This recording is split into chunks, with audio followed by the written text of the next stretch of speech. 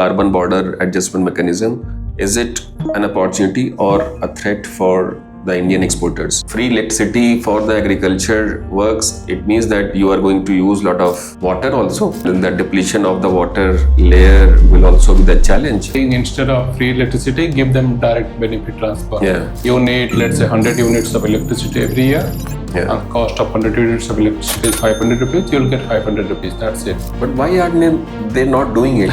Although our saving rate is close to 30% or so, but that's not enough actually. Whenever you buy a gold, there is a PAN card association. It means that you can always track.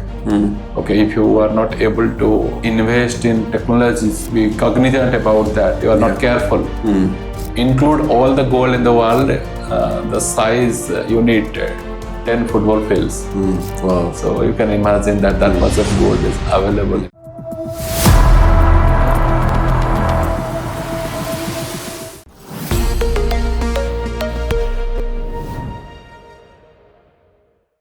दोस्तों, ground zero podcast के इस episode में एक बार फिर से आप सब लोग का स्वागत है। मैं आपका होस्ट अनुराग बाजपेयी और मेरे साथ में आज हमारे गेस्ट हैं लावण्य प्रकाश जेना जी।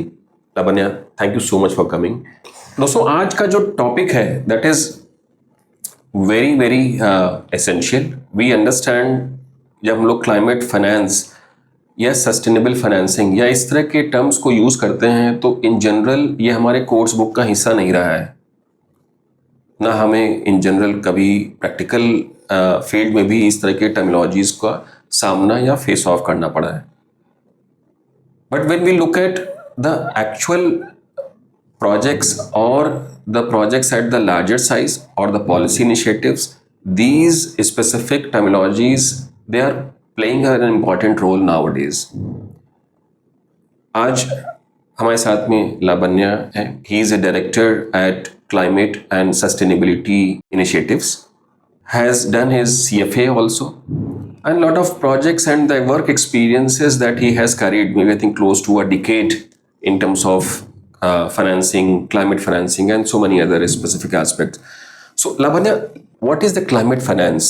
When we are trying to understand climate finance, as you know that we need money, we need capital to mitigate climate change. Okay, it may be climate mitigation, it may be climate adaptation.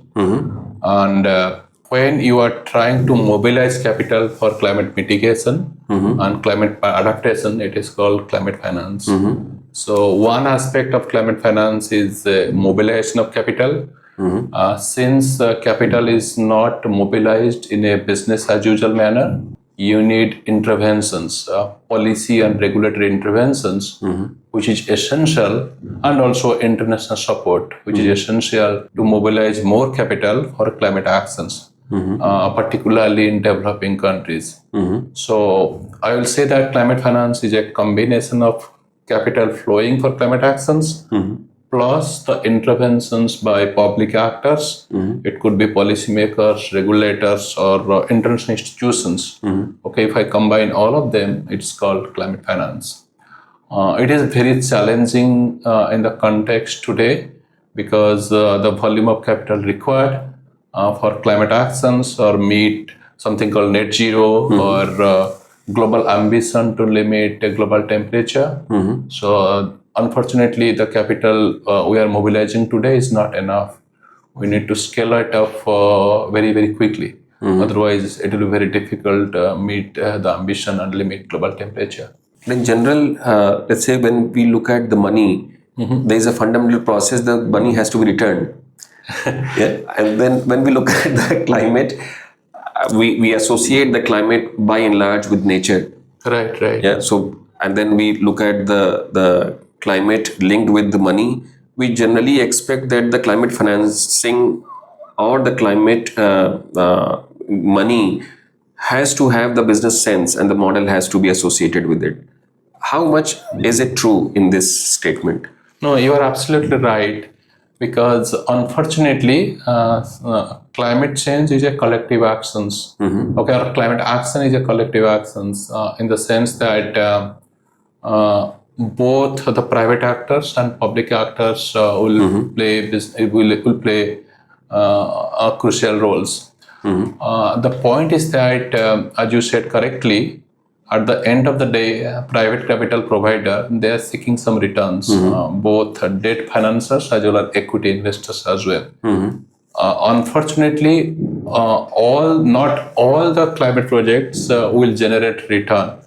Okay, on the expectation of private investors. That's the unfortunate part. So particularly climate adaptation, because many times there is no business model for climate adaptation. Even if there is a business model, the return is very small or nothing. Because climate adaptation is sometimes is characterized as public goods. It's a long term also. Very long term. Gestation period is very, very long. And if it is a public goods, and you may not be able to monetize very well, very difficult to do. But fortunately, we are lucky that climate mitigation over a period of time is getting commercialized. We have seen in the case of renewable energy, electric mobility, so it is commercialized. But not all segments in climate mitigation are not climate adaptation at all. So it means that the society desire or we need, to survive as humans or protect our planet Earth. So we need to do something. It means that we need to forget to generate return for private actors. It means that the government has a substantial role to play. But on the other side, you also need to see that how you can nudge or change the behavior of private actors. So that they can invest more money on climate actions. Labanya, you mentioned that we need, as a nation, need climate financing very much. And what if we don't get, what if, maybe I think what will be the scenario after 10 years if we don't get the required climate financing at this point of time? One is that India as a country, we are doing what we can do in the country. We are doing. But I will not say that we are doing our best, but we are doing, particularly at this point of time when there is so much of political instability in various parts of the world. And the political attention is diverting to war. But you are right that if we are not able to mobilize, we may not be able to meet the goals we have set for ourselves. For example, 2035 goals of reducing carbon intensity by 47% compared to 2005. I think Government of India can easily meet that goal. And they have been cautious. They are not making themselves very ambitious. But they can meet that goal. But I am a little worried about the renewable energy sector and transmission. We need a large volume of capital. The question is that if we are not able to mobilize capital, it means that we may not be able to meet the goal. So we also need to see that see short, medium, and long-term milestone. So since the medium-term milestone is 2035, even if we are going to meet the goal, but the sub-goal like renewable energy addition or the transmission capacity addition or battery, I'm not sure about that we are able to mobilize the capital required to meet our sub-goal, not the main goal of 47% reduction in carbon intensity. Let's assume, Labanya, if we do not get the international financing support which is required. We understand, for example, you mentioned renewable energy.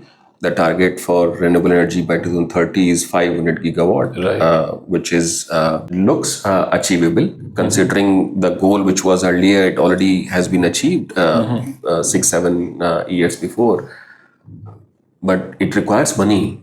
Absolutely. And then if we don't get the money from outside, and if we want to actually do the less dependency on the external financing, do we have some innovation or innovative financing mechanism domestically which can give some sort of, let's say, the lending to these renewable energy projects or climate financing projects as well? We need to go back a little bit because developed countries, they have a responsibility to support developing countries. That's what they have committed at the international fora. Since they have a responsibility, but unfortunately they are not providing the type of capital which developing countries need. Yeah. And India as a country, we need international climate finance support. When I'm saying climate finance support, that money should be concessional in nature, okay, not private capital.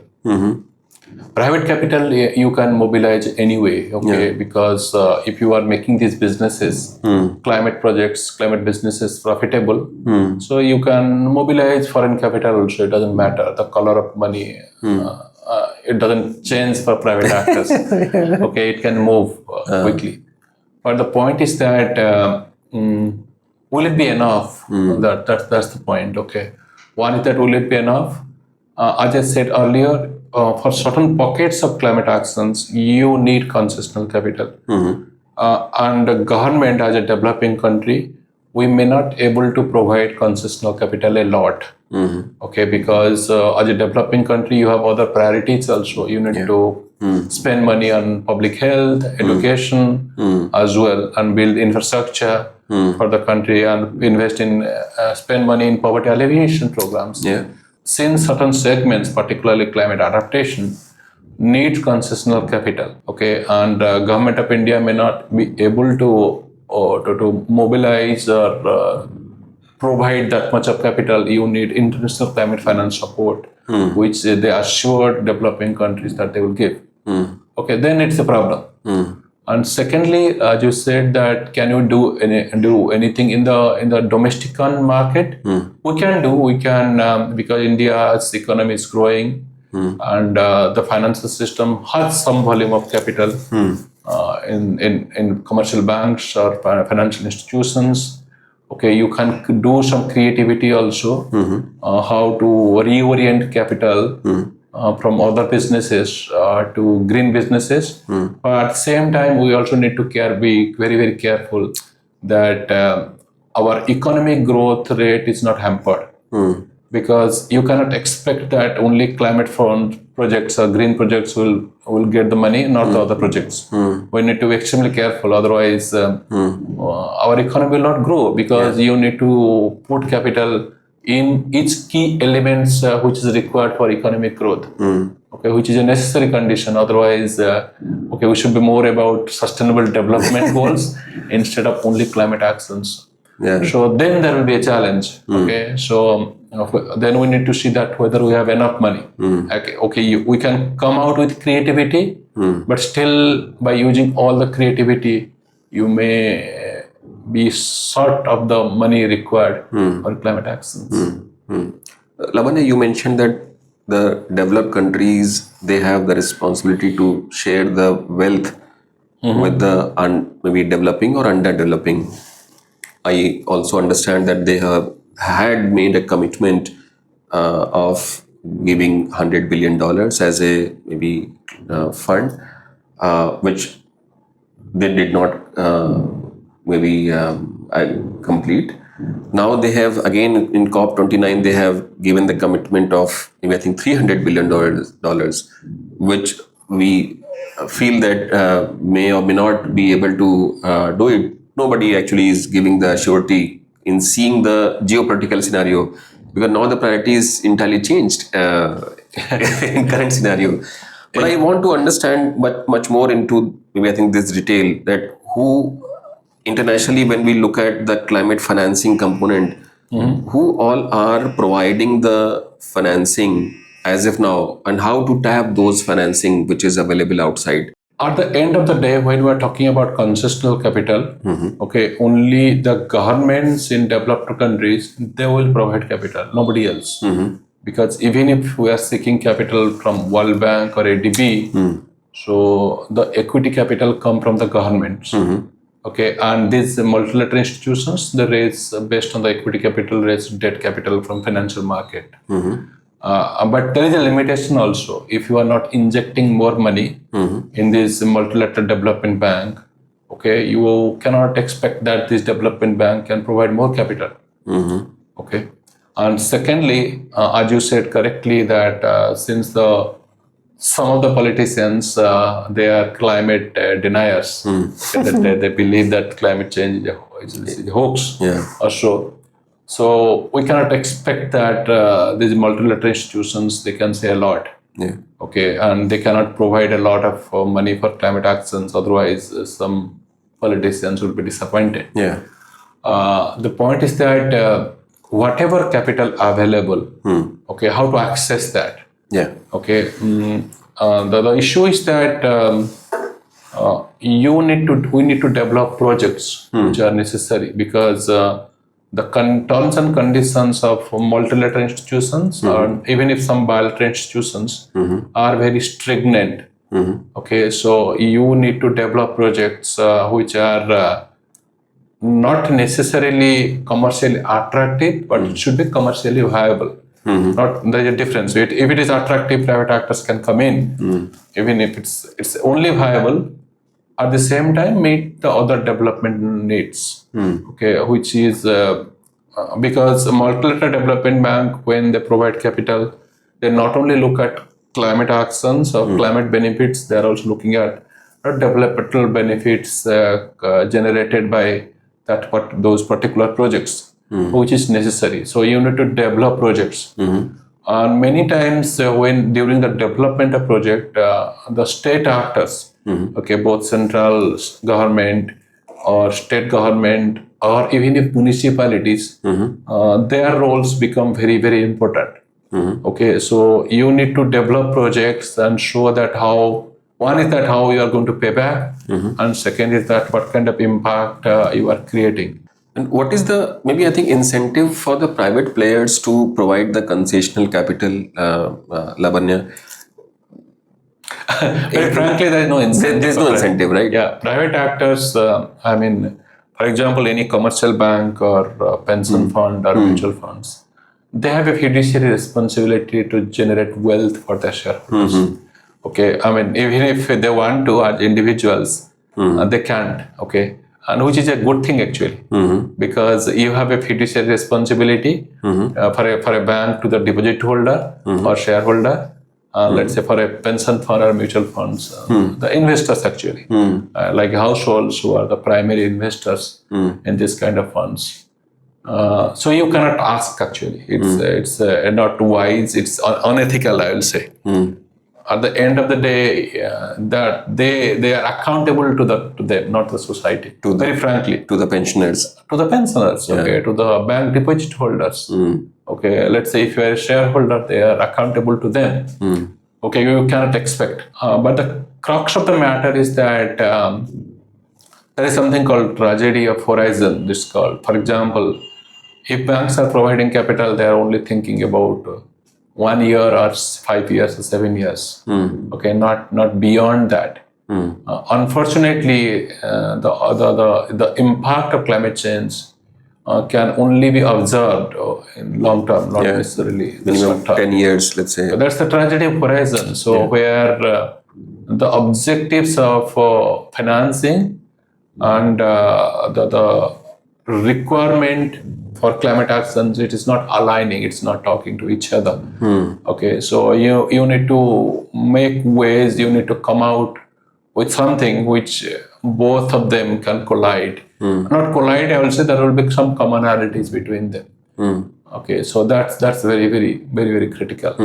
For example, let's say any pension fund and insurance companies, when they invest in businesses, okay, they invest for a long time. Maybe 15, 20, 30 years or so. So you will not see that they're buying and selling shares in the stock market. And since they stay invested for a long time, so it means that they're exposed to climate change risk. Okay, so if they're exposed to climate change risk, then they must consider climate change risk in their investment decision making. Unfortunately, many of them, they are not taking. The reason is that the financial market is not reacting. For example, if there is a company, X company, which is carbon polluting, carbon emitting in nature, any oil and gas or so, these are carbon emitting. Okay, so we also know that those businesses will be out. Okay, or substantially those businesses will decline. But investors in stock market, they are not punishing them enough. Okay, and they are able to crowd in capital, attract capital. Okay, so then it's a problem. Okay, so that's the reason we keep on saying you need collective actions from everyone. Okay, so collective actions not only by governments of several countries or all countries, but also several institutions. Some of them are semi-government or semi-public institutions. Some of them are purely private institutions. Although some initiatives have been undertaken, but a few of them have been very successful. You also have mentioned Labanya Pension Fund. I still remember from maybe I think from my experience of the real estate here in northern part of the country.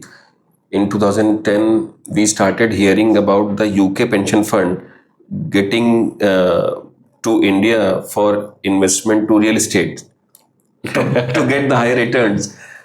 And then now coming after, let's say 5-6 years, they started realizing that the bubble got burst, and then the anticipated returns were not, maybe I think, were not disbursed to them. Coming to the Indian component, we still have a lot of such tools in India. Let's say we have a PF, EPF, pension fund. I think one of the paper or somewhere, I think you yourself have written about the pension fund which India as a domestic market has, because we are a large population. Right. So if we have the lower interest rate capital or affordable capital available from such tools where they are not just immediately going to utilize that fund, it is a replenish and then disburse fund. लोग आ रहे हैं, pension भी उनकी बन रही है. अब तो वैसे पेंशन की जो एक्टिविटी कम ही हो रही है. तो but what is your I think suggestion in terms of utilizing the domestic level tools available which have a certain capital available, let's say PF, EPF, or the pension fund available, which can be deployed for the climate change related or mitigation or even adoption? Why don't we utilize that fund? What is the reason behind such non-doing that activity? Okay, no, pension fund is reasonable high in India. I think if I add pension funds managed by EPFO as well as NBS, I think it will be close to $500 billion today. It will be close to $500 billion. Most of the money they invest in government securities, okay, because they are very much prudential in nature. They don't want to invest in risky securities because the pension holders, their primary motivation is to protect the money, okay, and get even if at lower return. So that's their primary motivation. And second is that whatever money available for private companies, they invest in equities mostly and a little bit of money in bonds as well. The challenge is that you cannot ask actually a pensioner to get less pension.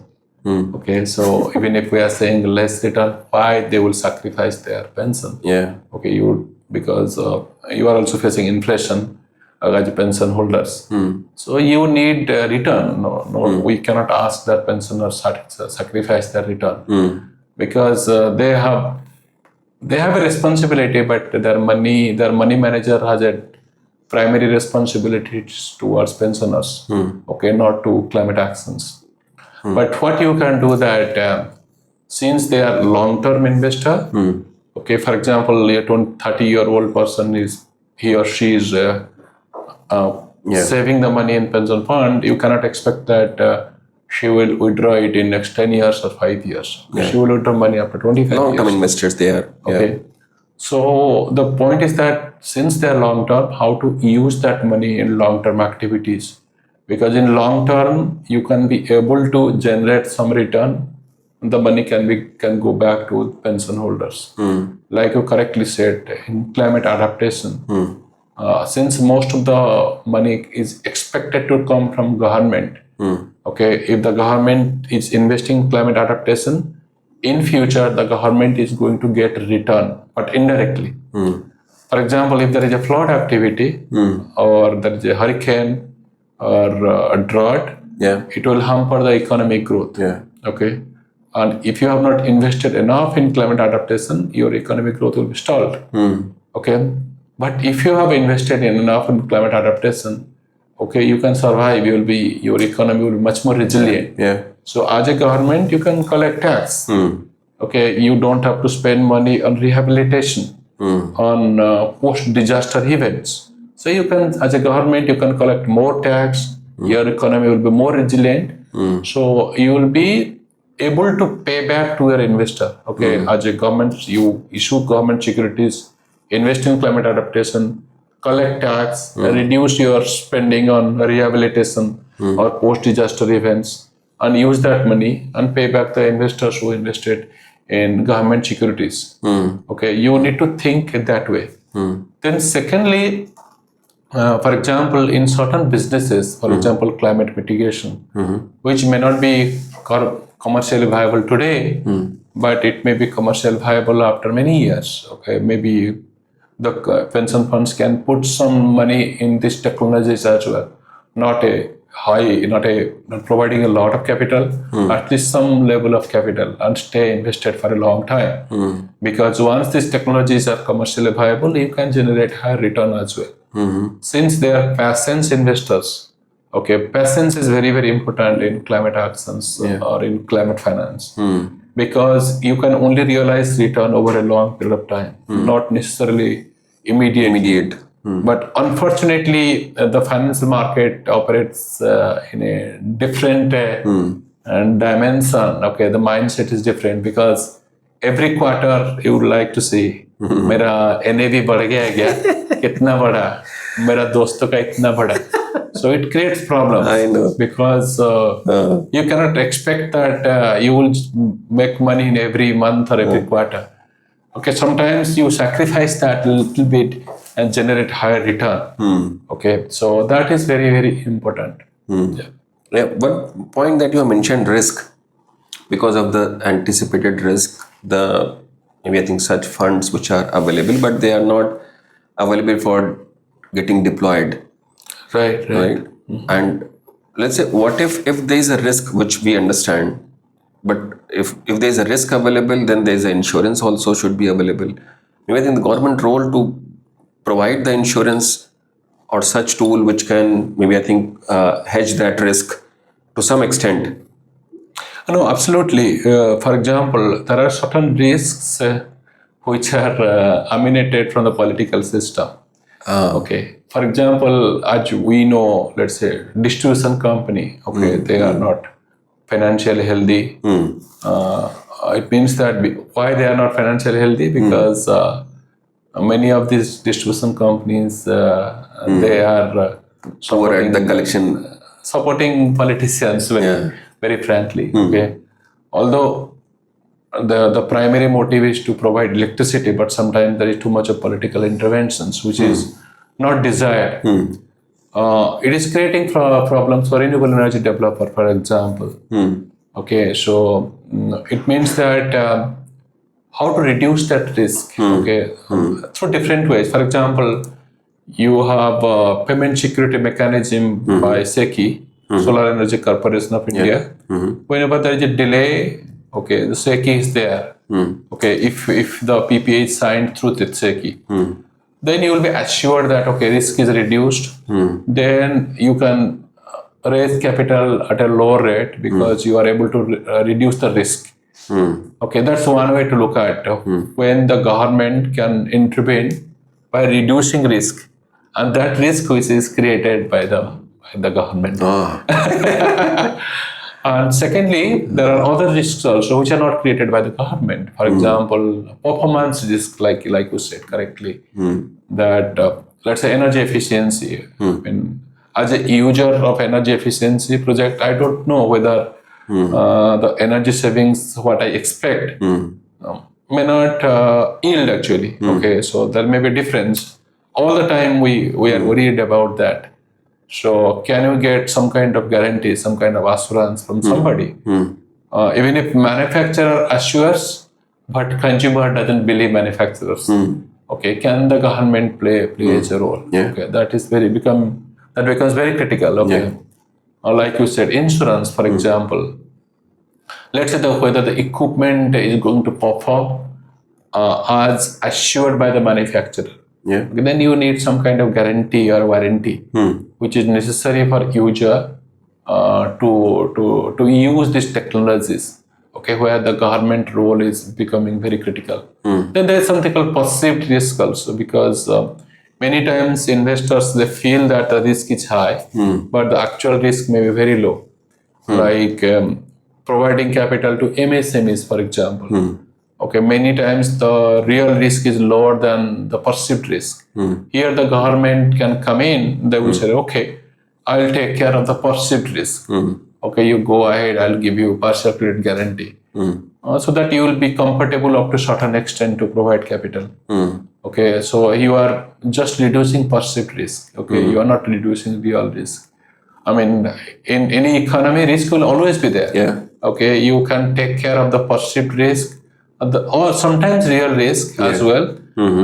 When you find that as a public actor, and I mean, if whenever any public actor, government is providing capital, it must create some social benefits. Okay, which is very, very important. Here we are talking about social benefits is through climate action, and also sometimes social benefits through supporting MSMEs. Okay, through energy efficiency, they can reduce their energy savings, they reduce their energy consumption. It means financial benefits for them. For example, we have scheme like Pradhan Mantri Surya Ghar Yojana. Yeah. Okay, it's a phenomenal scheme. I believe that initiated by the government. You are getting good quality of electricity. Okay. For example, in hinterland, you may not be able to get 24/7 electricity. But if you have solar during summer, for example, during daytime at least, you are getting electricity all the time. Yeah. Okay, which is a phenomenal way of you are not only looking at just the solar set, which is helping us in limit the climate, limit the temperature, but indirectly it is supporting people who are deprived of good quality of electricity.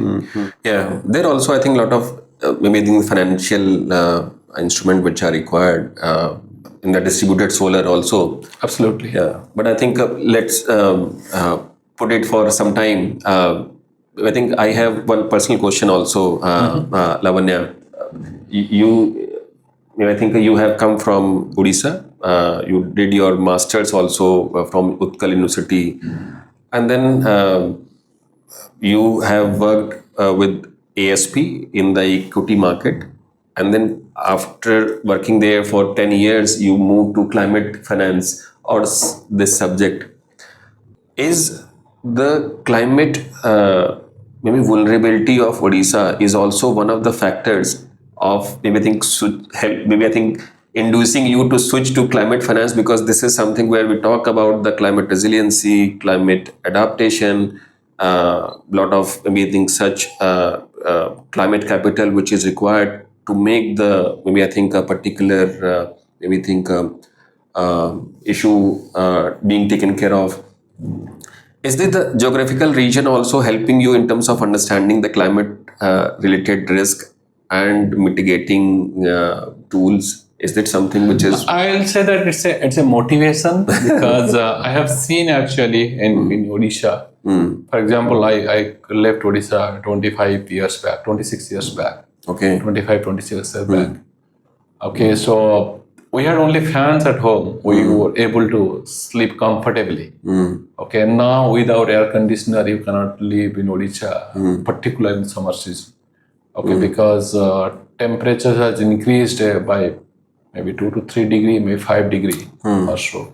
At the same time, humidity also. Yeah. Okay, things have changed drastically, not only in Odisha actually, in several parts of India, because Odisha is a coastal state. It has changed a lot in coastal state. And the frequency of extreme weather events, both floods and droughts, as well as to little extent actually sea level rise, it has started affecting Odisha as a state. So based on my conversation, because I keep on talking to people back in Odisha also, what is happening there. So they may not be able to understand that not all, many of them may not be able to understand it's because of climate change. Whatever challenges they're facing in their day-to-day life is because of climate change. So I can correlate better. Okay, so what Odisha just said, what they should do. I mean, they have done certain things brilliantly. For example, during disaster, any cyclone time. Yeah. For example, in 1999 cyclone, I was there in my hostel actually. So I've seen that cyclone, and I think more than 5,000 people died. Oh. Okay, but thereafter, government of Odisha has taken several initiatives. Okay, there may be maybe destruction of houses, but people are no more dying because government has taken steps, several steps. Okay, the similar kind of attention is also required for climate actions. Okay, can we protect people in the coastal regions to adapt to climate change? Okay, for example, building the infrastructure which are flood resilient, which are cyclone resilient, and supporting the farmers. They can survive also. Okay, they can grow their crops. Okay, which is also required. At the same time, making people's life better. For example, can they build houses not necessarily with AC, which can absorb high temperature, reduce temperature inside, they can sleep peacefully. At the same time, people who are working outside, whenever they're traveling in a bus, can you make an air conditioner bus, more air conditioner bus, which is critical. In Odisha, it is becoming a concrete jungle also, particularly in cities. Yeah. Okay, can we make the city very green so that the pedestrian can also walk without sweating? Okay, so here the role of government becomes very critical. Important. Yeah. Although they are taking initiatives, but I believe those are not enough. Okay, you talk to any person in Odisha during summer season, what kind of life? Okay, it's a challenge. It's a challenge actually. I mean, I'm lucky. I'm sitting in air conditioned room, but most of the people are outside their homes for their day-to-day activity. Even if you are staying at home, you may not have the luxury of air conditioner also. Okay, so particularly women who are cooking, who are cooking maybe by using natural gas, or many of them are cooking by using woods also. Then they're cooking outside. I mean, you could see that temperature is 45 degree, 47 degree, and how we are going to survive. So we need to see that, because you cannot install air conditioner in all the rooms. Okay, you need to find ways actually to reduce temperature. One more, maybe I think financial idea that maybe I think I have seen in one of your maybe I think posts or your talks, where you mentioned that maybe I think the domestic gold which is available in India, maybe I think it is almost like 25,000 tons, and then if it can be channelized in the form of such, maybe I think affordable capital available for climate maybe adaptation or climate resilient, because the gold is lying at home, you are not maybe I think utilizing this gold for maybe I think for making the revenue higher. It is just available. It is an asset which is there. Maybe the automatic maybe the price of the gold is also one of the things which make them people more comfortable. But still, I think if you can utilize it and give some return to the people, that is also one of the things that maybe I think you have a capital available at homes, distributed capital, and then giving some return to them or partial returns to them. That is also one of the things that should be or could be done. What is your thinking? No, I mean, in India, I think when we wrote that article, we calculated the total value of gold is 2.5 trillion or so. Wow. Currently available in India. But since the gold price skyrocketed, now I think it's more than 5 trillion or so. So you must have seen what happened in the last 12 months. Very much. I recently also got to know that France had the gold reserves in US almost like 1.5 uh, lakh tons. Yes, yes. Yes, and then before the war, this Iran war, when the gold prices were skyrocketing, they actually sold the entire gold there. Whatever the money that they got, they purchased the new gold in France, and by doing this activity, they could get almost like 1 lakh crore as a return just because of this transaction. Oh, it's a speculative thing to do. Yeah, maybe. Yeah. Yeah, so gold price increasing. I mean, one, people are crazy about gold. I don't understand that, very frankly. I mean, 98% of gold is in gold biscuit actually, not in ornaments. Oh, 98%. Yeah. Most of the gold are in the form of Biscuits. gold biscuits. Oh, wow. Okay, because most of the gold is, I mean, although households in India, they purchase jewelries, but they also purchase gold biscuits. I mean, rich men I'm talking about. And central government across the world, they are buying gold biscuits. They are not buying ornaments. Yeah. Okay. So I don't know why people are buying, but that's a different story. Okay. Humans, we are always irrational. That's okay. Okay. We need to stay with that, with irrationality. So the point is that why people invest in gold? Because gold is a safe asset, they think. And they believe that if it is a safe asset, then you also need, as a government, you need to think, okay, I'll give them the same asset, okay, gold biscuit, I can give them same return. Okay, how I can use the proceeds of the money, okay, in climate actions also, in climate activities, a small percentage of the money by creating some innovation tool. Okay, although government tried that couple of years back, but the government thought that gold price would crash. They will give less money to the depositors, but it unfortunately didn't happen. Yeah. So although we wrote that article, I think there is a lot of work required to come out with right mechanics. Okay, which is not going to create which should not create any fiscal deficit in government. Government doesn't have to pay a lot. At the same time, convince the people who are investing gold. Okay, so that's a useful source of capital we have in the country. So we just need to have a good creative campaign, some mechanics, okay, which is essential, because you cannot bet against human nature. Okay, I mean, gold is one of them. Okay, Yeah. so if you include all the gold in the world, the size you need 10 football fields. Wow. So you can imagine that much of gold is available across the world. But with a better trackability, because nowadays, whenever you buy a gold, there is a PAN card association. You need to give a lot of these documents, Aadhaar card, PAN card. It means that you can always track, maybe I think, how much gold is going where, something like this.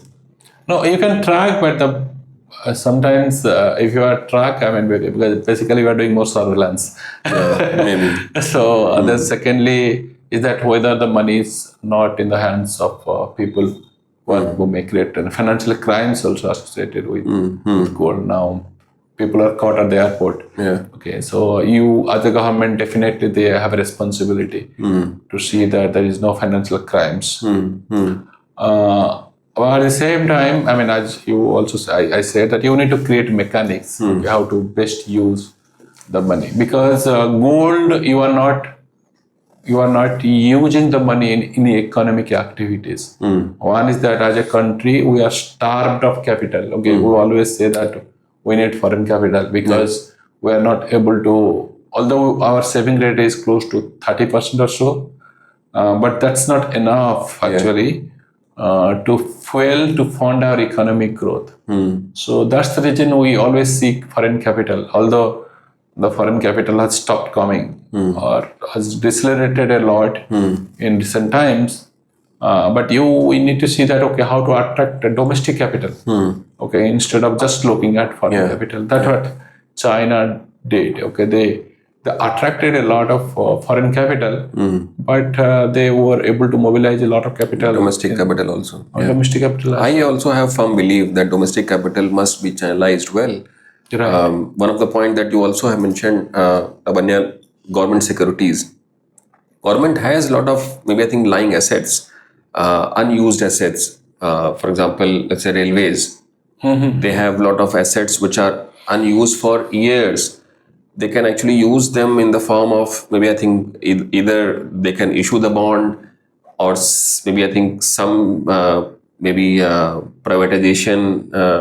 For example, you may allow the people to use the piece of land and make some economic activity. Maybe I think some sort of is a BOT or the build, operate and transfer model also, because the government is also learning. In last 10 years, we are seeing a lot of such projects from the government side, particularly the railway side also, where they develop the, let's say, railway station. And along with the railway station, there is a commercial activity also.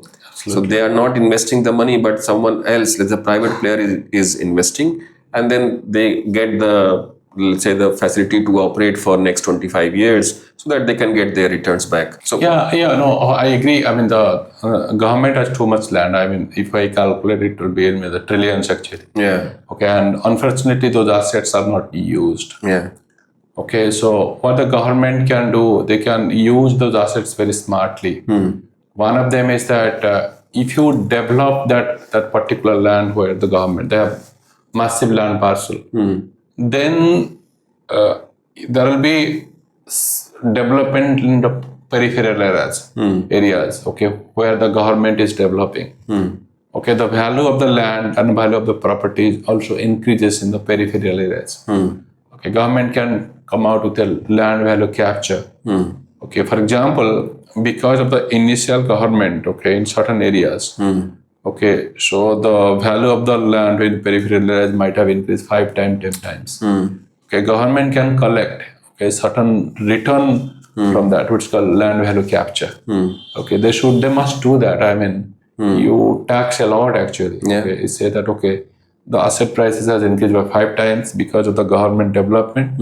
You can tax more on this property transaction. Okay, so those ideas can, for example, you give the land on lease, 20-25% lease.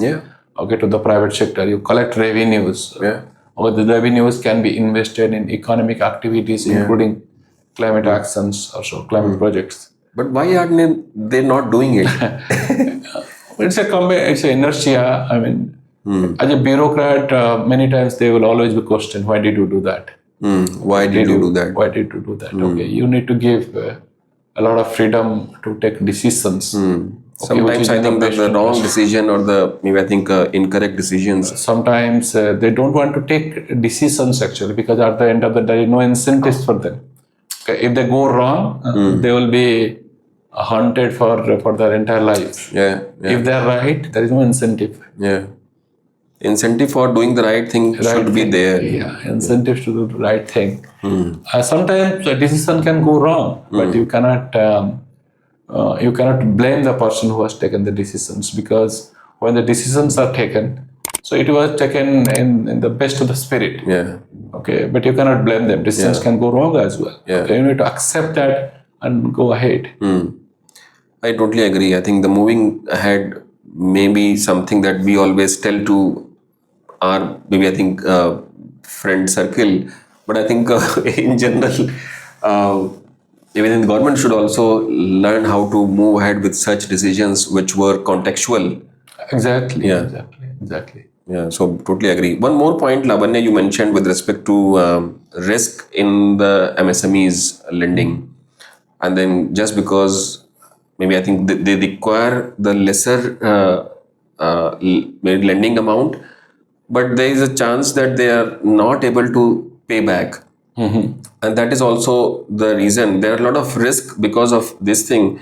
And then you mentioned that why not the government take the let's say share some risk. So there was one scheme called PRSF. You must be knowing it already. The partial risk security fund, or there's a PRGF also, partial risk guarantee fund, which was supported by, I think, international GCF, a Green Climate Fund, or some other such international funds as well. Still, we see that this particular scheme did not yield as it was expected. What I particularly means to say that maybe I think the money might have been disbursed, but maybe I think the actual number of MSMEs or SMEs in India, there are too many. No, I agree. And the money should go to also to the needy rather than someone who is already able to maybe use their own cash flows. But it doesn't happen the way we anticipate. We crib a lot about such issues in terms of the money is not going to the needy one.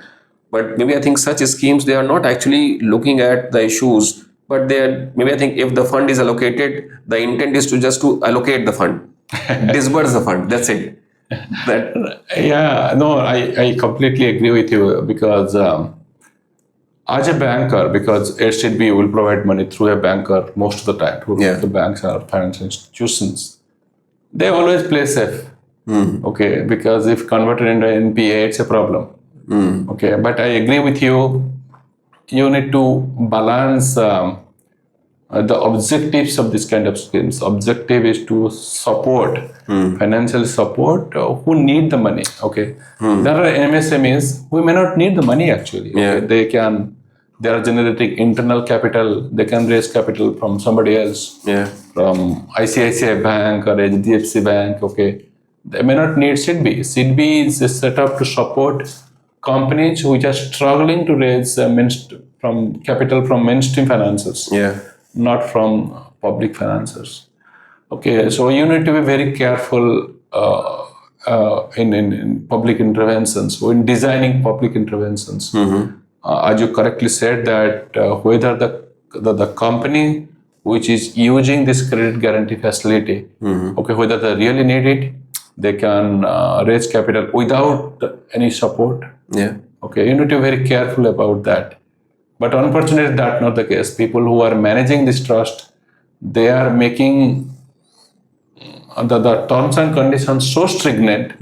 Okay, so it is easier for a financially healthy company to borrow the money, but the target is financially unhealthy company. Okay, but through that support, they can make themselves financially healthy. They're not able to get. Okay, so the target audience or the target segments, they are not getting the benefits for whom this kind of schemes were designed. Yeah, I totally agree. I think there is some fundamental tweaking is required. Absolutely. So one more aspect that you touched, Labanya, which was related to ESCO, energy service or saving companies. In India, we have close to 100, a little more.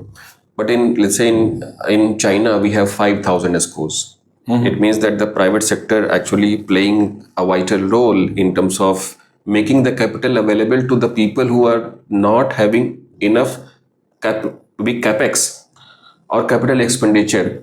What is the model that they do? So let's say they calculate what is the anticipated saving. They prepare the M&V process, and then they sign the agreement with the beneficiary, or let's say the building owner or the industry owner, and then based on the savings that they get from the technology intervention, this savings is the part of the saving that goes to the owner also, and then the part of the saving that goes to the actual ESCO also. Right. And then the return of the savings is in the form of the payback, which the ESCO gets.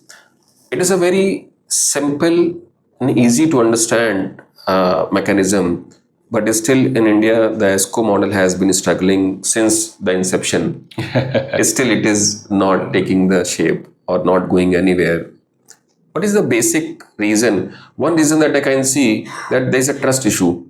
The ESCO and the beneficiary, they always struggle in terms of making them aligned. But this is the savings, this is the per month that they need to give. But in general, maybe I think the claim is always that the enough saving is not available, and maybe I think the ESCO end up losing the money, and then there are disputes and the court cases as well. So, trust. Apart from the trust, is there any specific mechanism which you feel can play an important role to creating that trust for people, so that Yeah, you need to build standards actually. Standardized contracts. Okay, and at the same time, coming out energy efficiency standards actually for buildings or any industrial complexes or so. Okay, because if you don't build standards, nobody is going to improve energy efficiency. Okay, once they're penalized for not using energy efficiency, they will find a way. Okay, what's the best way? Okay, I'll go to ESCO or I'll invest on my own money. Okay, if I'm struggling to raise capital, I'll go to ESCO. Okay, who can help me to improve my energy efficiency. That's one part. Second part is that the trust deficit between the ESCO and companies, okay, where the multilateral institutions or the government can play a critical role in bridging the trust gap. Okay, like performance guarantee is one of them. The user will be assured that, okay, I can save some energy. And there is also transaction cost involved as well, particularly small projects. Okay, somebody needs to bear that transaction cost. And standardized contract as well, which is essential. Otherwise, there will always be a dispute between the energy service companies and the user. Okay, if you come out and it's only the government or any public actor to come out with standardized contracts. Okay, so that there will be no dispute between these two sets. Okay, which is also essential. Okay, but I believe it should follow its stringent energy efficiency standard. Okay, otherwise companies, they feel that, okay, there is no standard, I can consume whatever energy. Okay, even if I'm making losses, because it's a mental barrier for companies. Okay, they will say that, okay, by using the same amount of money, I can grow my top line. Okay, why should I do that? Yeah. Even if, why should I enter into a contract? Okay, my business may be curtailed.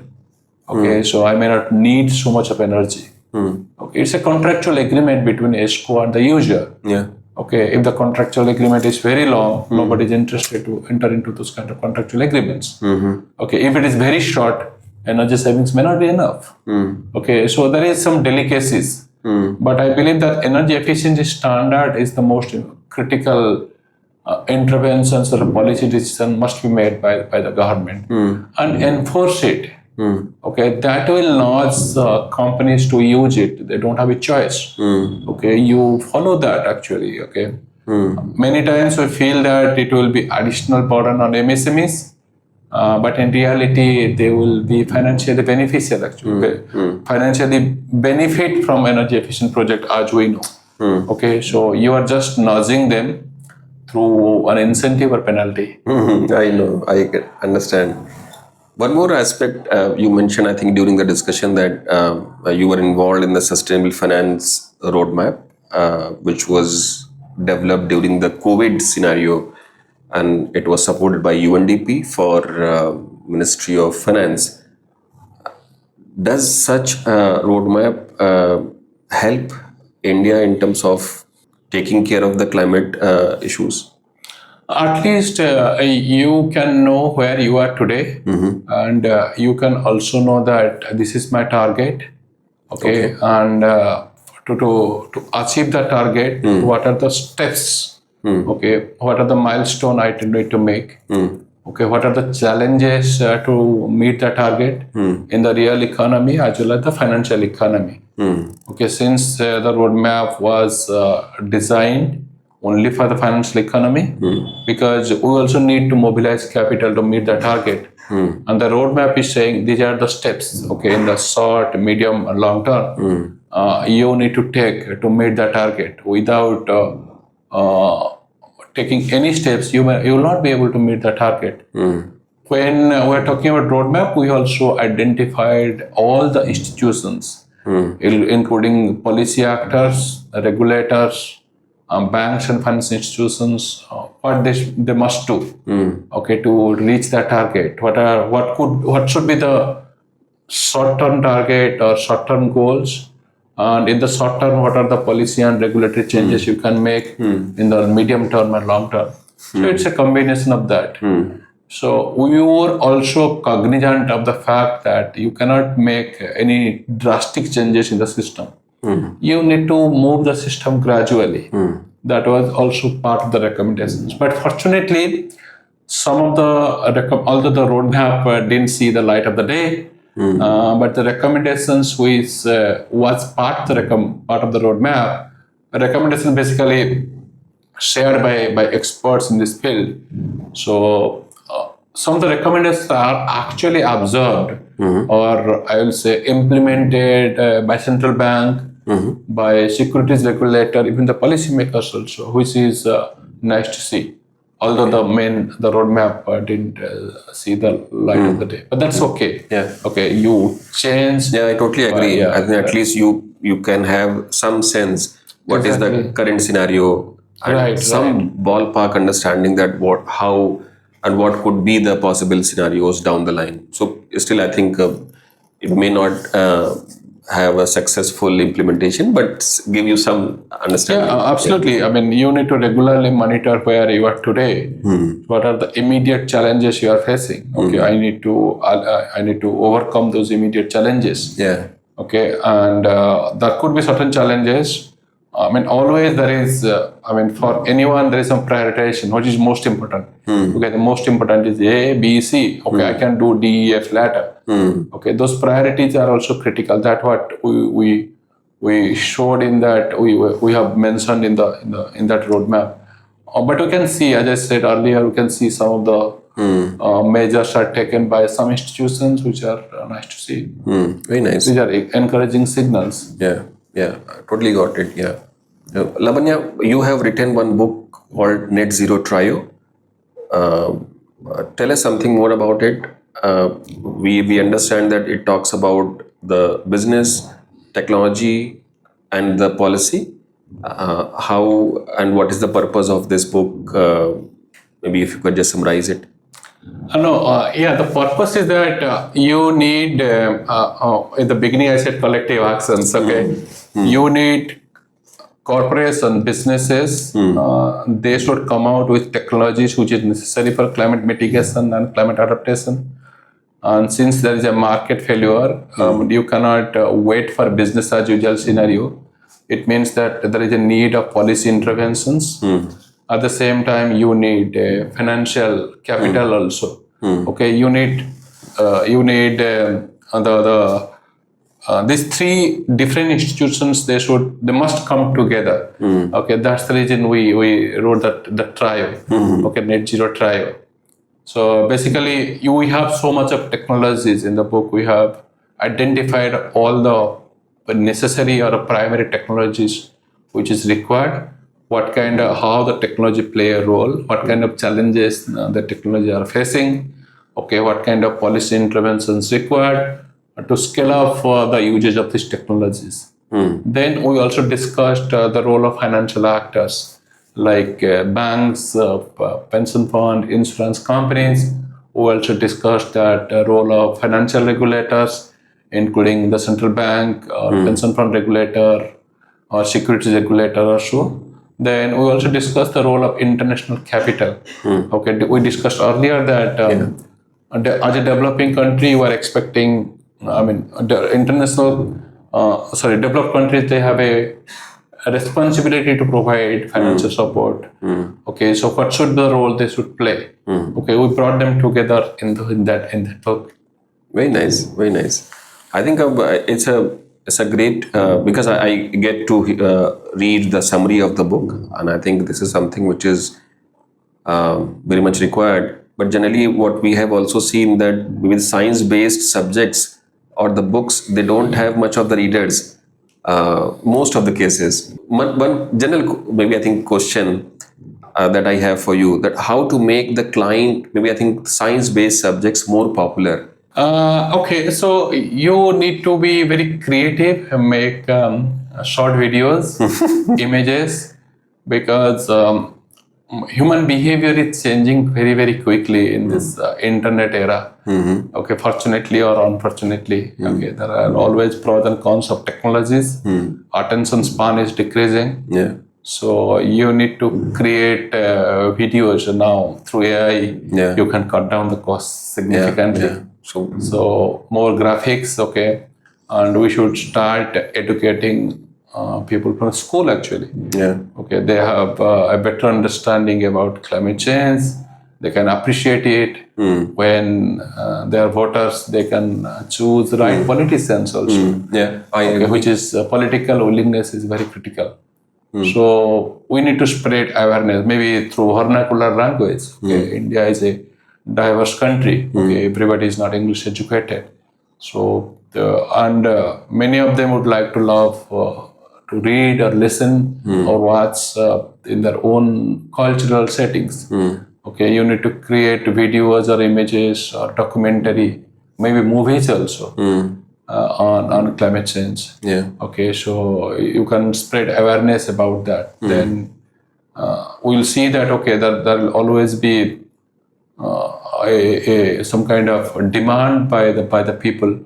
Okay, and if there is a demand, it means that the politicians, okay, irrespective of the country, they have to listen to you.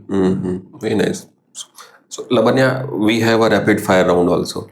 Oh, okay. Yeah. So it's a short form of the question, and the answer should also be a short form. So let's say the first question, which is let's say if you need to select between green bond and the transition bond for taking care of the net zero goal for India, which one is the better pick? I'll pick up transition bonds. Transition bond, and why? The benefits of green bonds is no more because most of the green bonds are issued by renewable energy companies or commercial banks. Okay, renewable energy companies are anyway green. Okay, you don't need to create another colorful bond. Okay, to raise capital. Okay, so transition bonds, since it is there is too much of absurdity. Okay, it's not transparent in nature. In the industrial sector, since the transition bonds can create some kind of transparency, where the bond investors can also understand, can also see that my money is used in reducing carbon emission, then you need transition bonds. I prefer transition bonds. Okay. But that doesn't mean that green bonds should not be there. Yeah. It is playing an important role as well. In case of climate finance readiness, maybe if we look at the regulator grading, which one regulator will you give A and which one will you give C? A very difficult answer. So regulator, definitely I can give good rating to SECI. They have done a very good job. They have done good job, yes. Yeah. So, but there are many institutions they are not doing. For example, state regulators, electricity regulator, they are not doing the best thing to make state distribution companies commercially viable. Yeah, okay. I totally agree. Sometimes, I mean, one of the things that you mentioned that they give unnecessary subsidies. For example, in one of the states, they give the agriculture subsidy in terms of free electricity. And the free electricity for the agriculture works, it means that you are going to use a lot of water also. Right. And then the depletion of the water layer will also be the challenge or the side issue which will be coming up from the free power. Not immediate, but maybe after 5 years. And that's the reason people are saying instead of free electricity, give them direct benefit transfer. Yeah. Okay, you need, let's say, 100 units of electricity every year.